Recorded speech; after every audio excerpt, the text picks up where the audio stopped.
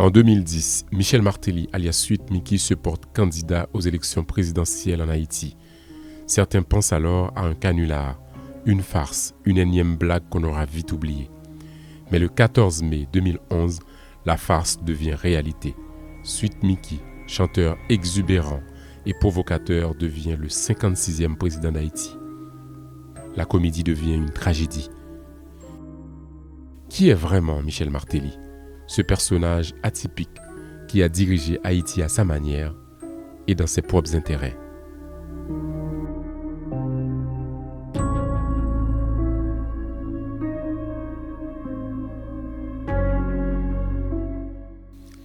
Michel Martelly naît à Côte-de-Fer le 12 février 1961. Son père, Gérard Martelly, est superviseur de l'usine pétrolière de la compagnie Shell à Carrefour. La mère de Martelly, Marie-Madeleine de Pradine, est la fille d'Auguste de Pradine, dit Candio, célèbre troubadour haïtien des années 20. Le jeune Michel est un enfant perturbateur. Ses parents l'envoient dans les meilleures écoles de la capitale, mais il se fait expulser à plusieurs reprises pour mauvais comportement. Adolescent, son rêve est de devenir militaire. Après une scolarité chaotique, il entre à l'académie militaire mais sera expulsé pour avoir mis enceinte la filleule d'un général. Michel Martelly ne sera jamais militaire. La discipline n'est pas son fort. Il lui faut trouver un domaine où il est lui-même et où il peut exprimer ce qu'il est. Et ce sera la musique, ou plutôt le showbiz pour être plus précis. En 1984, Michel Martelly passe 6 mois aux États-Unis où il vit de petits boulots avant de retourner en Haïti. 3 ans plus tard, il épouse Sophia Saint-Rémy, une amie de longue date. Le couple s'installe à Miami en 1987 et vit dans une relative précarité. L'année suivante, le couple rentre en Haïti. Martelly commence alors à se produire au casino El Rancho appartenant à Joe Nanfi, le frère du général Henri Nanfi, chef de la junte militaire qui a succédé à Duvalier. À El Rancho, Martelly joue du clavier et interprète des merengues à la mode. Ce sera le début de son succès musical. Pendant à peu près 20 ans, Michel Martelly va connaître un grand succès sur la scène musicale haïtienne. Il enregistre de nombreux albums et prend le surnom de Sweet Mickey.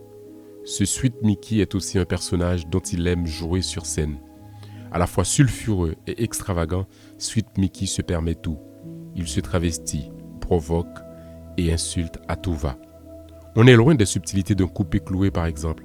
Sweet Mickey dit tout crûment et de façon grossière. Et ça marche. D'ailleurs, ça fait partie de sa recette du succès. Politiquement, le chanteur affiche ouvertement sa proximité idéologique avec le duvalierisme. À la suite du coup d'État de 1991, il voue une grande admiration pour les putschistes qui ont ensanglanté la population haïtienne. Ses concerts à Pétionville étaient le repère des responsables du régime militaire. D'ailleurs, le très redouté chef de la police nationale, Michel François, était son ami personnel. Plus tard, celui-ci sera condamné par contumace pour des massacres commis après le coup d'État contre Jean-Bertrand Aristide. Par la suite, on le retrouvera à Miami où il vit sa vie de star. À cette époque, il se considère comme italien. Au diable Haïti, ce pays n'a plus d'attrait pour l'italien qu'il est devenu. Il parle d'Haïti avec un tel mépris que jamais on n'aurait imaginé un avenir politique pour lui en Haïti. Mais ça, c'est sans compter sur son habileté à se travestir, car du jour au lendemain, Martelly va devenir un patriote. Côté moi, je vis à l'aise, je vis bien aux États-Unis. Il faut me dire que c'est à shop seulement marcher avec jupe. Et c'est Miami Beach que je vis. Et donc, Miami Beach, c'est comme si sous le sable, pied à terre, dans un restaurant, manger, faire belle bagaille. Donc, je ne peux pas prendre prime time. Jeunesse, côté je fais belle musique, j'ai une bonne inspiration pendant que je marche pour me camper pour m'attendre en Haïti. On a mettre Haïti de côté et puis galoper, plonger parce qu'on ne vit qu'une fois. Et pendant que je vis là, pendant que je vis bien, il faut me vivre bien. Par exemple, soit pas le président. C'est mon bail que m'intéresse, c'est même. Parce qu'on est le président, fort d'accord pour aller échanger 6 millions de monde. Ou pourquoi on va échanger 6 millions de monde? On est là, on est boy ici, on est au côté sorti, ou dit West Indies, Puerto Rico, ni Puerto Rico, next to Jamaica, next to Dominican République, on ne peut pas dire Haïti. Mais Michel Martelly n'est pas fier de faire que l'haïtien. Bon, quand on est italien, il faut me dire ça, parce que je change de style, je change, quand on est modèle. En 2010, Un terrible tremblement de terre ravage Haïti, faisant près de 300 000 morts et des dégâts matériels considérables. Les ONG s'activent dans le pays et l'aide internationale afflue. Parmi les bienfaiteurs venus au chevet d'Haïti, on compte Bill Clinton, l'ancien président américain. Pour l'occasion, il est nommé représentant spécial de l'ONU en Haïti. Pendant ce temps, Michel Martelly vit les pires moments de sa vie.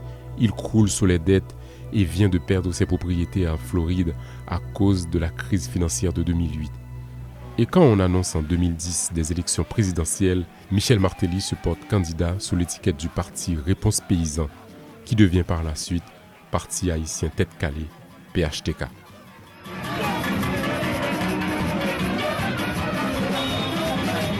Très peu de personnes ont pris cette candidature au sérieux, mais Michel Martelly sait qu'il a déjà gagné.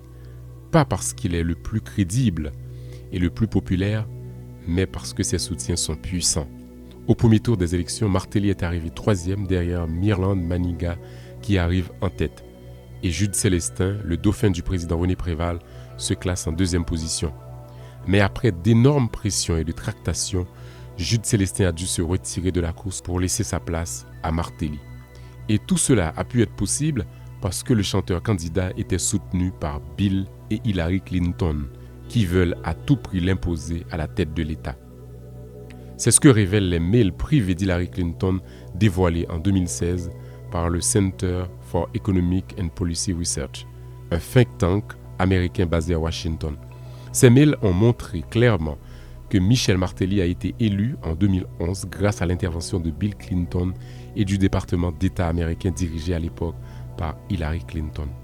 Les Américains ont fait pression sur le gouvernement haïtien pour imposer Martelly au 2e tour en annulant les visas américains des officiels haïtiens. L'ambassadrice américaine à l'ONU, Susan Rice, avait même menacé de couper l'aide à Haïti si on ne suivait pas les recommandations d'un rapport de l'OEA qui proposait de placer Martelly au 2e tour. Bon, à ce qu'il paraît, c'était très urgent. Mais quel deal y avait-il entre Martelly et le clan Clinton? Le ministre haïtien de la Justice de l'époque, Paul Denis, dénonce un coup d'État des puissances étrangères. Ils ont tiré des résultats de leur poche, ils agissent comme des colons, mais il y a des hommes et des femmes dans ce pays qui exigent d'être traités avec dignité, déclare Paul Denis avec amertume. Mais ces propos n'ont aucun effet et le gouvernement de Préval finit par céder. Martelly est placé au 2e tour conformément à la volonté de l'oncle Sam.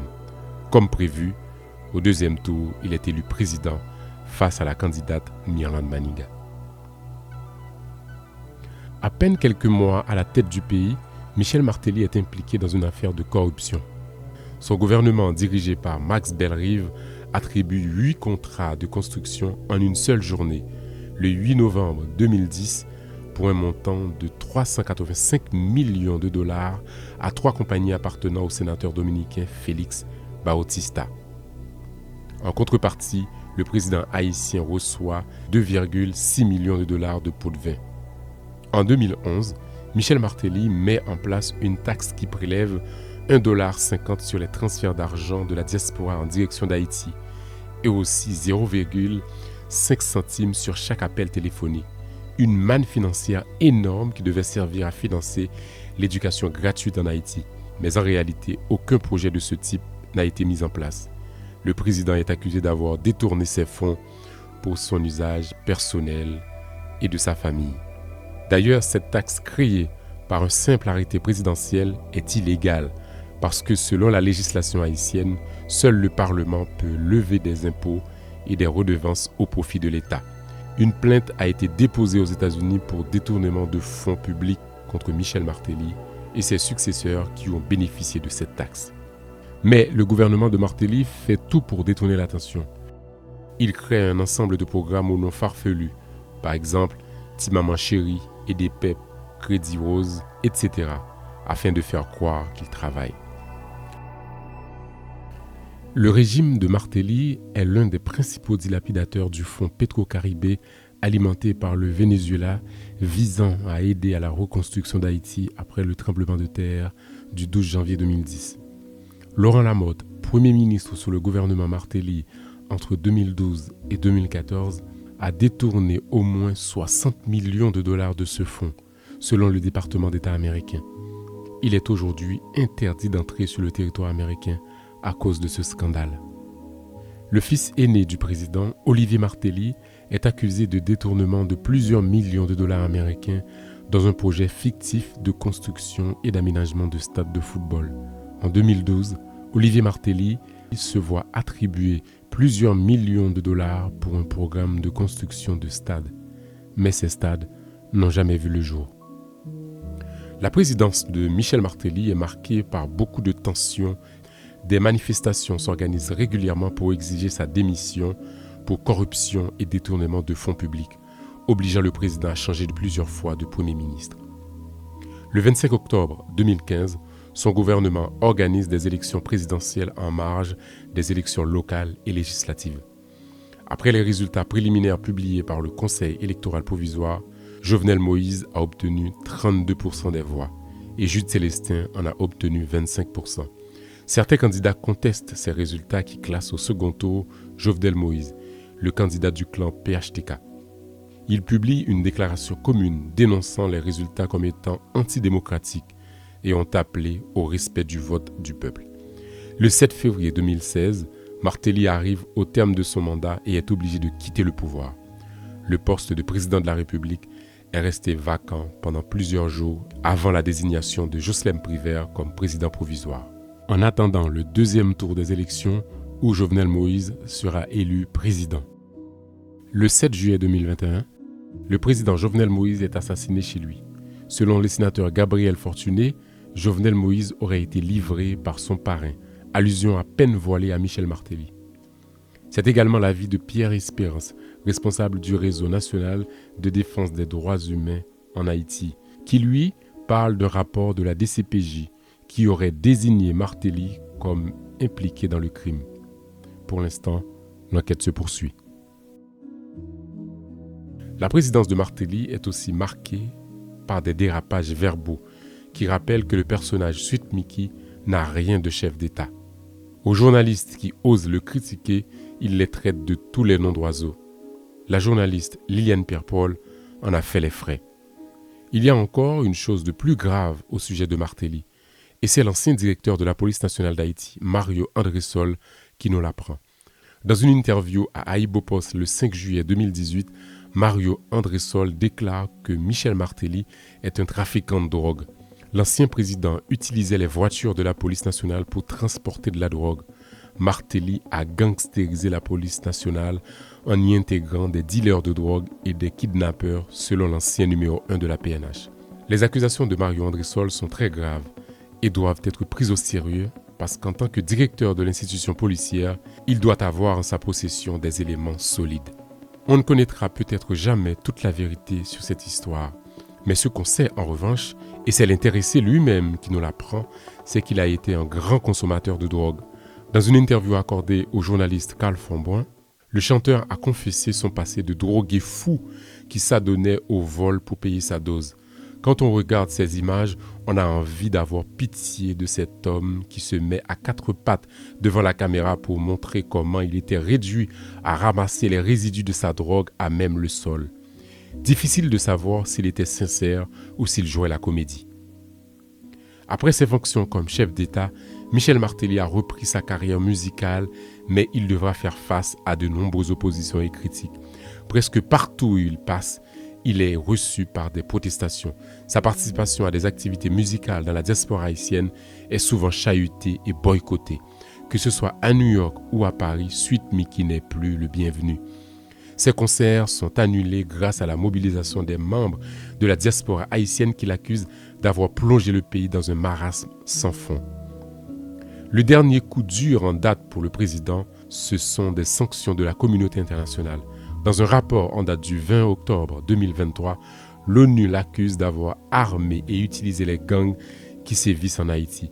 Quelques mois plus tôt, le Canada l'avait déjà sanctionné pour ses liens avec les gangs, pour corruption et blanchiment d'argent. Ces sanctions lui interdisent toute transaction financière au Canada et ses avoirs dans le pays sont gelés. Michel Martelly est aujourd'hui un paria. Ceux qui le protégeaient avant le lâchent aujourd'hui.